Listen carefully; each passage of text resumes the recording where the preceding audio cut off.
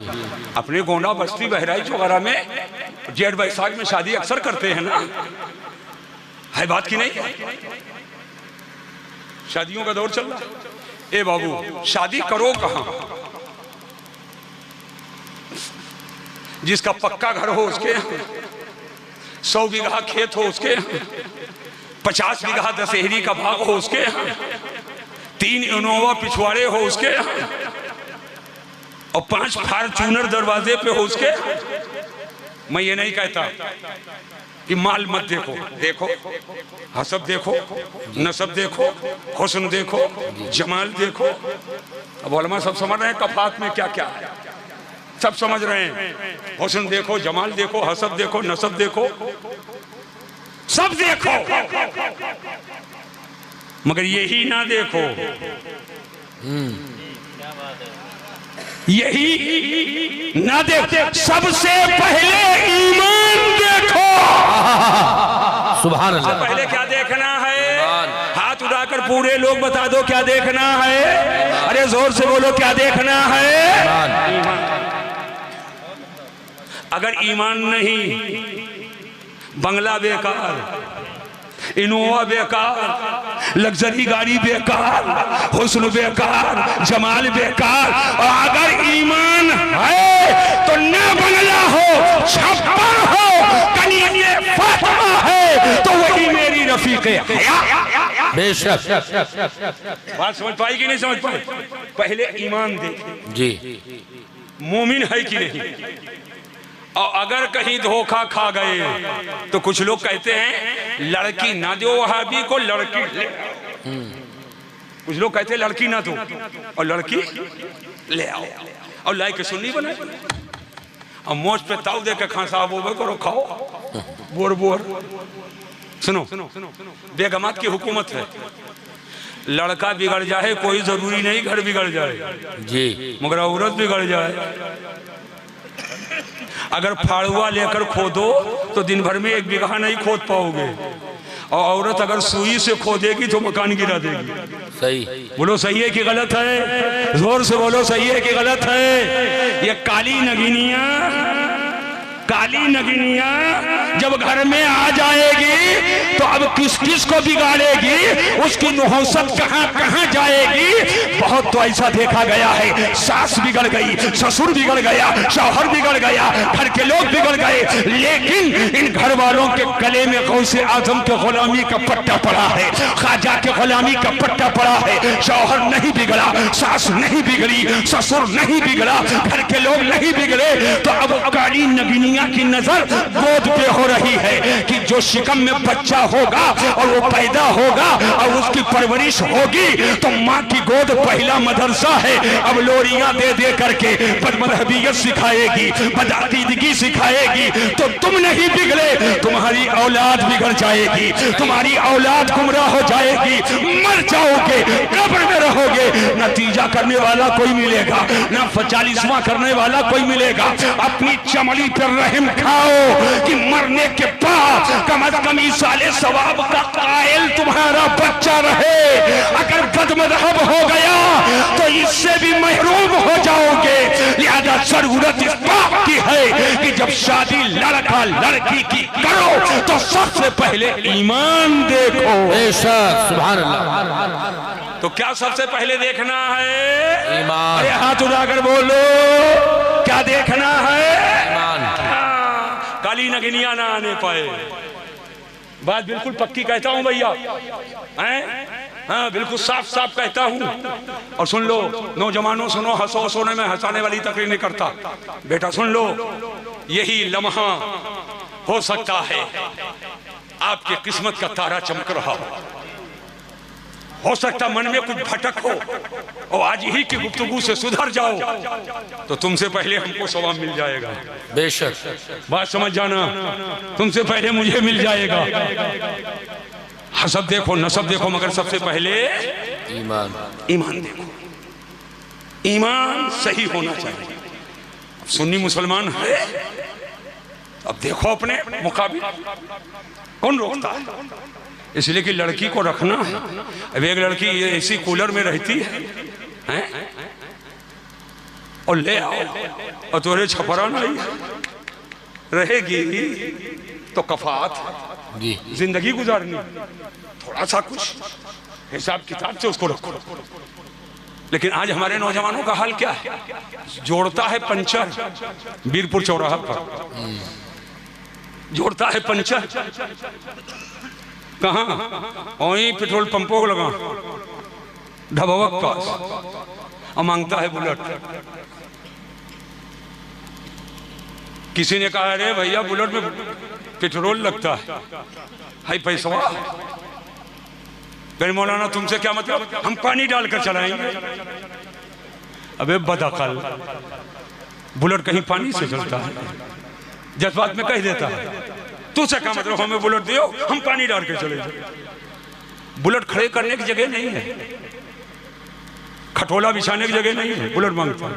बोलो गलत कह रहा हूँ कि सही कह? अगर कह दो कि बुलेट क्या करोगे, कहाँ खड़ी करोगे, का तुमसे क्या मतलब, हम कंडौरों पिछवा खड़ा कर दो, कंडौरों पिछवा खड़ा कर दो। बेवकूफ हो, बेवकूफ हो, अरे बेवकूफ, कहाँ जा रहा है, कहाँ जा रहा है?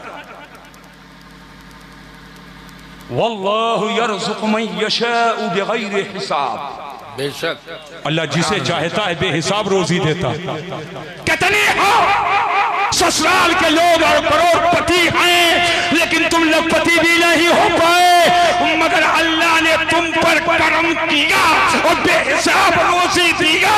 तो देखते देखते ससुराल के लोग करोड़पति थे, उन्होंने कुछ नहीं दिया, अल्लाह के करम से तुम अरबपति हो गए। सुभान अल्लाह। किसी के देने से नहीं होता है, अल्लाह के देने से होता। जी बेशक। बात समझ गए कि नहीं समझ गए? बात समझ गए कि नहीं समझ गए? तो शादी ब्याह में कोई डिमांड नहीं, कोई मांग नहीं। नौजवानों, ए बल तो अपना बल, दूसरे बल पर टहरा। और जो मौत को टिली लिली करता हुआ मोटरसाइकिल चलाए, वो समझ जाओ ससुराल में पाया। कुछ नौजवान जो है मौत को टिली लिली करते हुए मोटरसाइकिल चलाते हैं, 80-80, 90-90, 100 किलोमीटर की रफ्तार। बोलो गलत तो नहीं कहता? और उसके बाद अल्लाह हिफाजत फरमाए, या अल्लाह हिफाजत फरमा। कभी कभी ऐसा होता है, बूढ़ी माँ कलेजा पकड़ कर बैठ जाती है, जवान बेटे के खून को देख करके दम तोड़ देती है। बोलो गलत कह रहा हूं? हट्टा कट्टा नौजवान बेटा गलत तरीके से चलाता है, मौत पर हक है, लेकिन मौत को टिली लिली कहते हुए मत कहा करो। बात समझ रहे हो? हाँ, ये देसी भाषा बता रहा हूं। हिफाजत करो, बाकी तो जिस बहाने से मौत है, वही अल्लाह है, मुमीत अल्लाह है। मौत देने वाला खुदा है, जिंदगी देने वाला। बात समझ पा रहे हो कि नहीं समझ पा रहे हो? अब जहन को हाजिर करके मेरी आखिरी बात को सुन लो और समझ लो। बारात के लिए बड़ा जी बता दूंगी ना, बताऊं कारी नहीं, बताओ भाई, बता दूं। आपकी बारात तो हो चुकी है ना? और क्या बता दूं? कोई भागी ही नहीं रहा। बारात, ए भैया, खड़ा हो के खाओ कि बैठ के खाओ, जाओ जानवर हो जाओ उनका जाने, लेकिन बताओ बारात ले गए हो कि नहीं? सबकी बारात आपके गांव में जाती है कि नहीं जाती है? कौन है हदीस में? बुखारी में है, मुस्लिम में है, अबू दाऊद में है, इब्ने माजा में है, सिहाह में है, जवामी में है, सुनन में है, मुफरदात में है। कहाँ है हदीसे बारात? हदीसे बारात लाओ, बताओ। निकाह मस्जिद में, तो जिसका जिक्र नहीं है उसके लिए तो बिल्कुल से पूरा खानदान मिलकर मीटिंग करता है। 100 आदमी चलबो कि 200, 300 चलबो कि 400, तब तय करते हैं उसे। गरीब बेचारी लड़की वाले पर जोर डालते हैं। वो कहता बेचारा 100 आ जाइएगा, कहते 100 तो खाली लड़के हमारे घर में।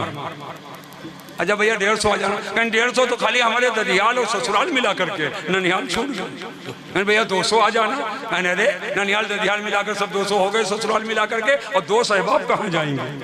मार मार के उसको 400, 300, 350। गलत तो नहीं कह रहा हूँ? अरे बोल भैया, सही कह रहा हूँ कि नहीं कह रहा हूँ? ये दूसरे के दस्तरखान का शेरे बबर, शेरे बबर, दूसरे के दस्तरखान का शेरे बबर, दूसरे के दस्तरखान का शेरे बबर। तो जिसका जिक्र नहीं उसके लिए इतना।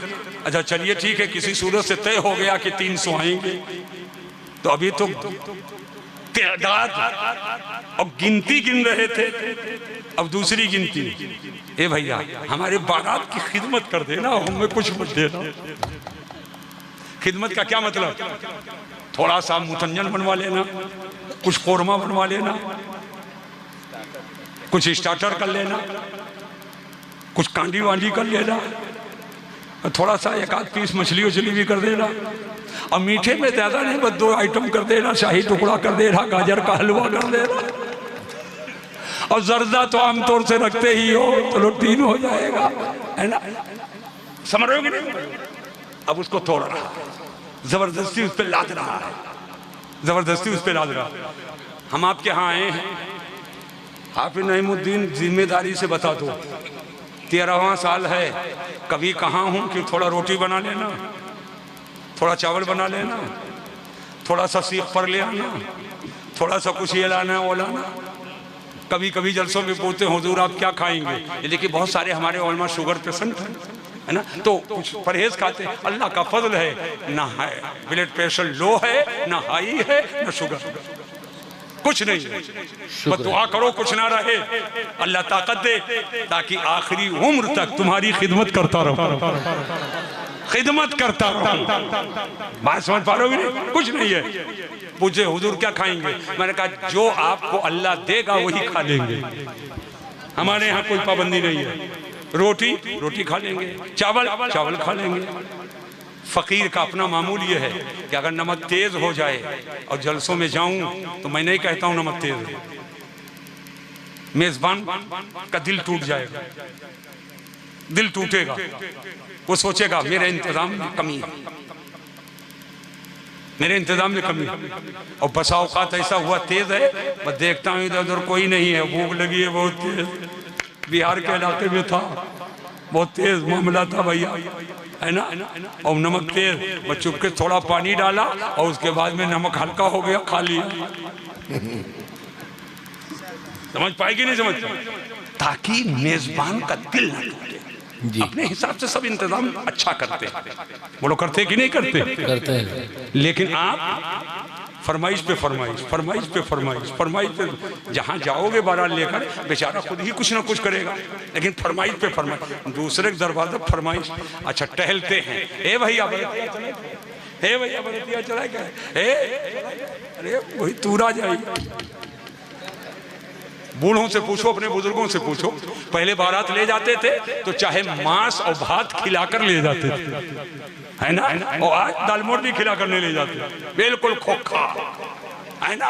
भाई इंतजार है, पहुंचो, नाश्ते पे हाथ डाला साफ कर दिया, केले पे हाथ डाला साफ कर दिया, है ना, फ्रूट पे हाथ डाला साफ कर दिया। बोलो गलत तो नहीं कह रहा, है ना, है कि नहीं है? बस बुला करके दूसरे जरूर, कहाँ लिखा है? अरे कहाँ लिखा है बताओ? चलो बहुत तगड़ी हदीस ना लाओ, ज़ईफ़ ही लाओ जी, तब नहीं याद आता तुम्हें। और जो आया है और जो हुजूर की सुन्नत है वहां तो बिल्कुल पीछे।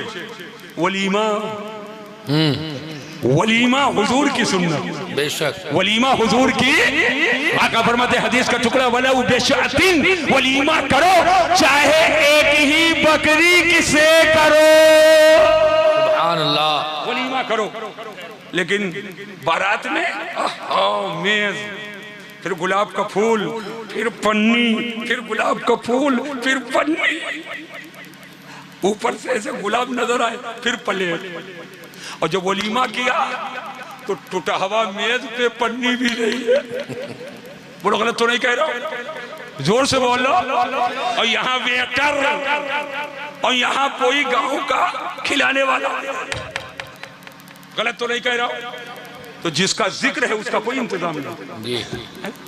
और वली है काव खवाइन दाल चावल रोटी और गोश्त, कहीं यार स्टार्टर नहीं रहा, कहीं वलीमा रहा। वलीमा मतलब ढेर खाना, जो हुजूर की सुन्नत जो तुम्हें खुद करना है उसका इंतजाम नहीं करते हो और दूसरे को मजबूर करते हो। लिहाजा यह कर लो, न जहेज मांगो न खाने की फरमाइश करो, जो दूसरे के घर जाओ, जो इंतजाम हो खाओ, मुस्कुराओ और उससे कहो माशाअल्लाह खाना बहुत अच्छा है। सुभान अल्लाह। नहीं समझ गए?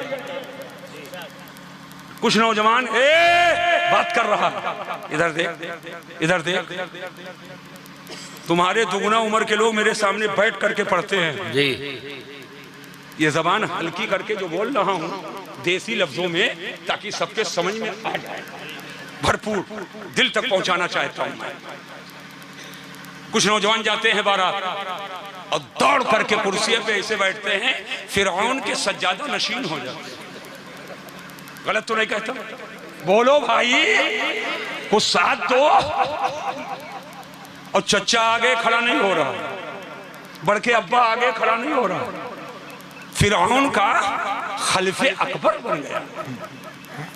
क्या यही तरीका है? इज्जत घट गई तुम्हारी।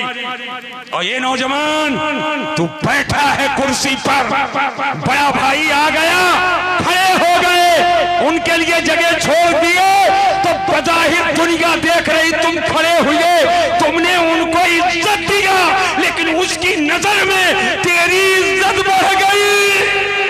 सुभान अल्लाह, सुभान अल्लाह। उनकी नजर में तेरी इज्जत बढ़ गई। बात समझ रहे हो कि नहीं समझ रहे हो? इज्जत तुम्हारी बढ़ गई। अब हमेशा के लिए उसके दिल में मोहब्बत का चिराग रोशन हो गया। मेरा कैसा प्यारा भाई है कि जो इतनी इज्जत करता है। अब उस इतना जज्बा उसके दिल में होगा, खुद नहीं खाएगा तो मैं खिला देगा, और जब तक खिला नहीं देगा उसे सुकून नहीं होगा। बोलो गलत तो नहीं कह रहा हूं? अच्छा, खाने के लिए जब बैठे तो एक मेज पे 4 लोग बैठे और जैसे डोंगा आया पूरा पलट गया। 3 भाई बैठे हैं, आंख से ऐसे देख रहे हैं। बोलो गलत तो नहीं कह रहा हूं? बोलो। और सारी बोटी छान कर डाल लिया। जरा सीने पे हाथ रख, हंसो नहीं, सीने पे हाथ रखो। जिस गरीब के यहाँ गए हो सकता है आखिर में तुम बैठे हो खाने के लिए, एक ही डोंगा हो और 4 ही लोग खाने के लिए रह गए, उसके पास अब इंतजाम नहीं है और अकेले तुमने पलट लिया, 3 नहीं खाए, तो घर वाले का दिल बैठेगा कि नहीं बैठेगा? बैठ जाएगा। बैठेगा कि नहीं बैठेगा? यकीनन उसका दिल बैठेगा कि मैं अपने मेहमानों की खिदमत नहीं कर सका। लेकिन अगर एक डोंगा लाया था, थोड़ा ले लेते, बगल वाले भाई को बढ़ा दो, वो थोड़ा ले ले, बगल वाले भाई को बढ़ा दे, वो थोड़ा ले ले, बगल वाले भाई को बढ़ा दे। अब इस तरीके से एक ही डोंगे में 4 खा गए। अब अगर नहीं है तो वो घर वाला मुतमईन हो गया, अल्हम्दुलिल्लाह अपने दरवाजे पे मैंने सबको खिला दिया, कोई बगैर खाए नहीं गया। तवज्जो करना और देखते रहो, अगर है तो दूसरा डोंगा आए फिर थोड़ा थोड़ा ले लो, फिर दूसरा आए फिर थोड़ा थोड़ा ले लो, फिर दूसरा आए फिर थोड़ा थोड़ा ले लो। खाओ जितना खा पाओ, मगर देखते रहो आ रहा है कि नहीं आ रहा है। आने का सिलसिला बंद है तो सब भाई बांट चोट करके खा लो, ताकि सामने वाले का दिल न बैठे और कहीं से वो सुबकी महसूस बोलो होना चाहिए कि नहीं होना चाहिए। लेकिन कुछ ऐसे जालिम हैं कि एक डोंगा पलट लिया और बेइज्जत करने के लिए दूसर का लाए, बस उसको मेज के नीचे डाल दिया परेशान करने के लिए। कुछ ऐसे जालिम है ना, और हदाजिर बन जाते हैं। अपने यहाँ 1 पाव गोश्त लाएगा और दूसरे के घर जाएगा तो अकेले 1 पाव खाएगा, और यहाँ गड़बड़ के लिए 1 पाव लाता है। बात समझ पाएगी नहीं इस महंगाई के जमाने में? एक तो बारात ज्यादा लेकर गया है ना, मांगा 100 गए 150, एक तो वो ज्यादा लेकर, उसके बाद घर में पूरे घर के लिए पाव भर लाता था और बारात में अकेले पाव भर खा रहा है। कुछ संभाल करके काम करो। इज्जत दो, इज्जत लो जी। इज्जत दो, इज्जत। तो ये तरीके होते हैं। अब तो बफ सिस्टम चल गया है भैया, ऐसे लगाए दो, टहर टहर खाओ। एक मौलवी साहब गए तो बताशा था, है ना, ऐसे उठो तो उनको एक आदमी था ऐसे कर दिया, ले लिया, दिखावे मोबाइल में यहाँ कुछ करता है,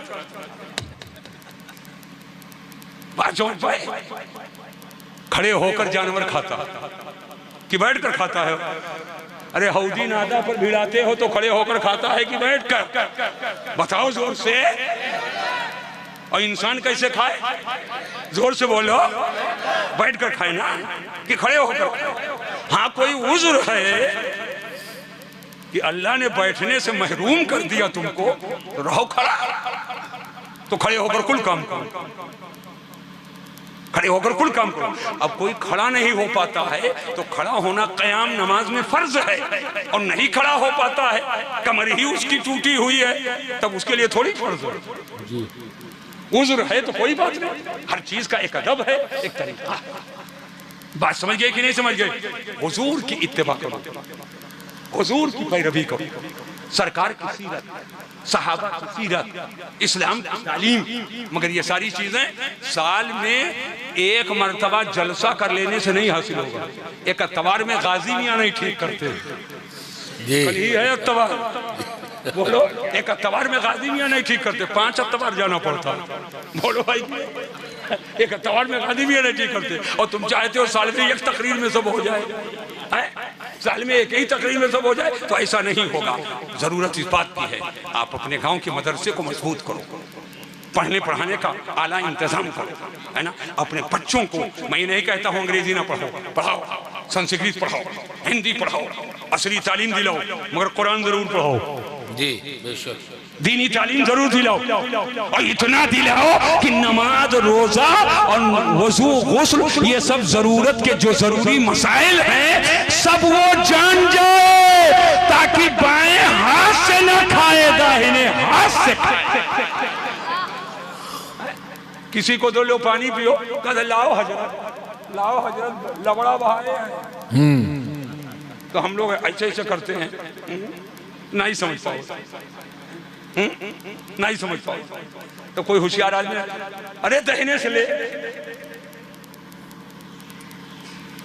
लो, तो दाहिने से, और दो तो दाहिने से जी। युहिब्बुल्लाहु तयम्मुम, हदीस पाक में आया है, अल्लाह को दाहिना पसंद है। बेशक, अल्लाह को दाहिना पसंद है। अरे जोर से बोलो, अल्लाह को दाहिना पसंद है। बात समझ रहे? दाहिने हाथ से खाओ, दाहिने हाथ से पानी पियो, अल्लाह को दाहिना पसंद।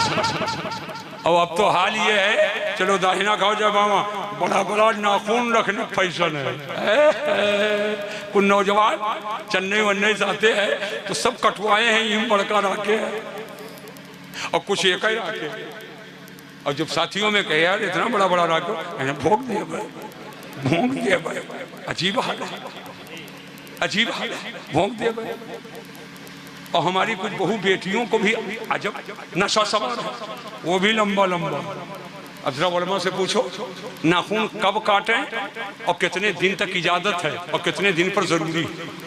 40 दिन से ज्यादा नहीं हो सकता नाखून काटना जरूरी है, अगर उससे बढ़ गए तो गुनाह हो जाएगा।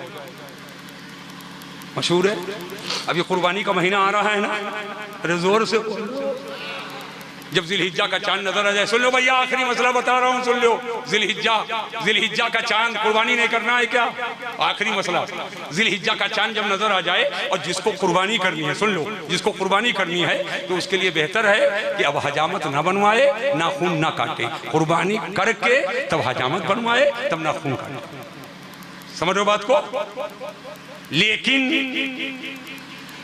अगर 32 या 33 दिन 35 दिन हो गए नाखून उसने काटा नहीं, और चांद नजर आ गया, चांद नजर आ गया, और 35 दिन हो गया काटा नहीं, अब अगर कुर्बानी का इंतजार करेगा तो पहली कुर्बानी को अगर कुर्बानी करे तो 10 दिन, तो 35 और 10 कितने हो गए?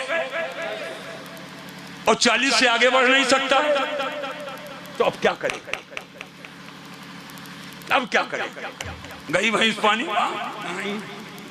नहीं, हुक्म ये है, ये मुस्तहब है।